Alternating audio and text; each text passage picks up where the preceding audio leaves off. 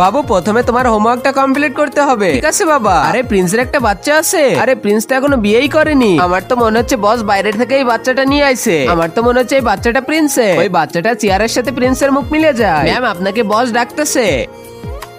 বস আপনি কি ডেকেছেন? হ্যাঁ জিনি, আমি একটু বাইরে যাইতেছি, তুমি তার ভিতরে আঞ্চুর একটু খেয়াল রাখবে। আমার তো বাচ্চা অনেক পছন্দ, আমি কি তোমাকে হেল্প করতে পারি? ঠিক আছে, তোমরা দুইজন মিলে আমার বাবুটাকে খেয়াল রাখো। বাবু তুমি একদমই দুষ্টুমি করবে না, তোমার হোমওয়ার্কটা কমপ্লিট করে নিবে। এই তোমরা এবার আমার কথাটা অনেক মন দিয়ে শোনো। এখানে তোমার বাবা নেই, এখন তোমাদের বস হলাম আমি। এখন তোমাদের এই নতুন বসের কথা সবসময় শুনতে হবে। আর তোমাদের দুইজনের মধ্যে যে শুনবে না তাকে এই কোম্পানি থেকে আমি বের করে দিব। যাও, আমি তোমার কোনো কথাই শুনতে পারবো না। আপনারা কি জানেন আপনাদের এখানে কেন ডাকা হয়েছে? আমাদের কোম্পানির ইম্পোর্টেড ডকুমেন্ট চুরি হয়ে গিয়েছে। স্যার আমার তো মনে হচ্ছে এটা জিনি করেছে। না, এই চুরি তো জিনি দিদি করেনি, এই চুরি তো মিনি দিদি করেছে। আমি সকালে যখন অফিসে খেলা করতেছিলাম তখন তো লিলি দিদিকে চুরি করতে আমি দেখিনি। আমি এই কোম্পানির ছোট মালিক হয়ে লিলি দিদিকে এই কোম্পানি থেকে বের করে দিলাম। বন্ধুরা এর পরের পর্ব তো আরো ইন্টারেস্টিং। তোমরা যদি পরের পার্ট দেখতে চাও তাহলে ভিডিওতে লাইক করে চ্যানেলটি সাবস্ক্রাইব করো আর কমেন্টে পার্ট 2 লিখে দাও।